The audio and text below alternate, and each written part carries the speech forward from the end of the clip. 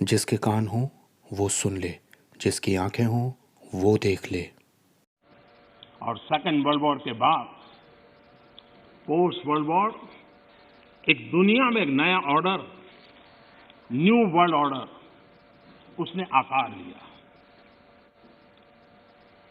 Post corona भी एक नया वर्ल्ड ऑर्डर नजर आ रहा है। पोस्ट कोरोना के बाद दुनिया में एक नया संबंधों का वातावरण शेप लेगा।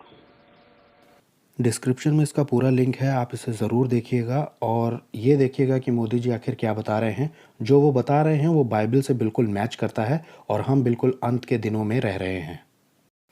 आदम से लेकर के यीशु मसीह के जन्म तक 4000 साल और यीशु मसीह के क्रूस से लेकर के इस अंत के समय तक ये 2000 साल। रैप्चर के बाद एंटी क्राइस्ट के 7 साल और उसके बाद यीशु मसीह का द्वितीय आगमन और उसके बाद 1000 साल यानी कि मिलेनियम ईयर्स। ये सब कुछ तो आपको पता ही है, लेकिन अब ये जान लीजिए कि हम अंत के दिनों में आ गए हैं, क्योंकि प्रधानमंत्री जी खुद संसद भवन में ये बात कह रहे हैं कि एक न्यू वर्ल्ड ऑर्डर का लाना बहुत ही ज़्यादा ज़रूरी हो गया है। अब जरा इसके आगे की बात भी सुन लीजिए। लेकिन आज पोस्ट कोरोना जो नया वर्ल्ड ऑर्डर तैयार होगा, और होना ही है, किस रूप का होगा, कैसा होगा, कौन उसको इनिशिएट करेगा, वो तो वक्त बताएगा। ये बात भी बिल्कुल सच है कि होना ही है, ये न्यू वर्ल्ड ऑर्डर लागू होना ही है, क्योंकि ये बाइबल में दिया है और आप बाइबल की प्रोफेसीज पढ़ के उसका रूप भी समझ सकते हैं और कौन उसे इनिशिएट करेगा ये भी आपको पता चल सकता है।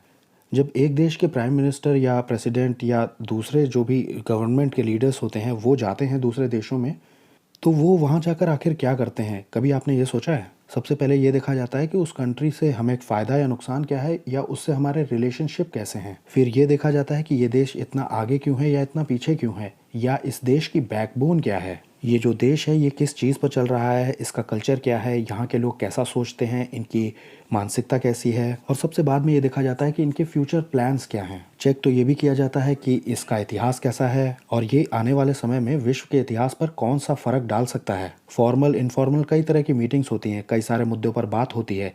ये भी जाहिर किया जाता है कि हम आपके प्रति कैसा रवैया रखेंगे। और एकदम आखिरी में वहाँ से कुछ आइडियाज़ लाए जाते हैं जिनको कि इम्प्लीमेंट किया जाता है अपने यहाँ, जिससे अपने देश का भी भला हो और विश्व के नक्शे पर अपना देश बना रहे।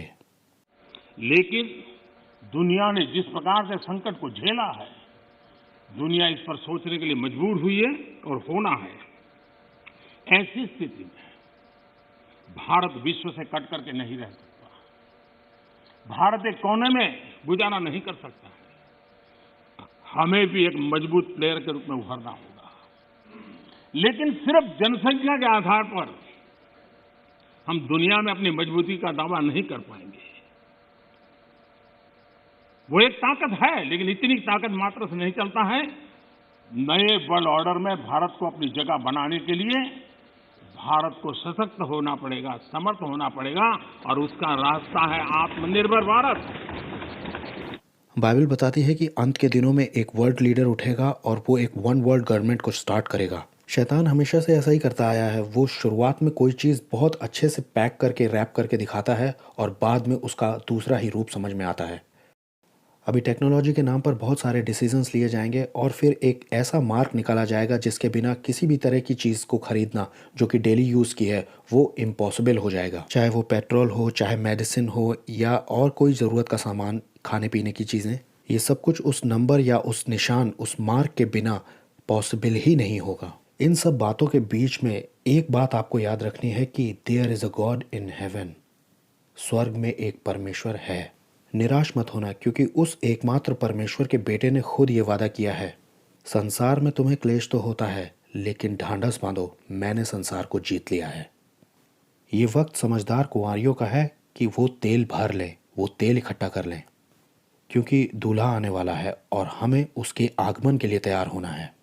हमारा असली घर तो उसके साथ है। बाइबल कहती है कि हम पृथ्वी पर परदेसी हैं।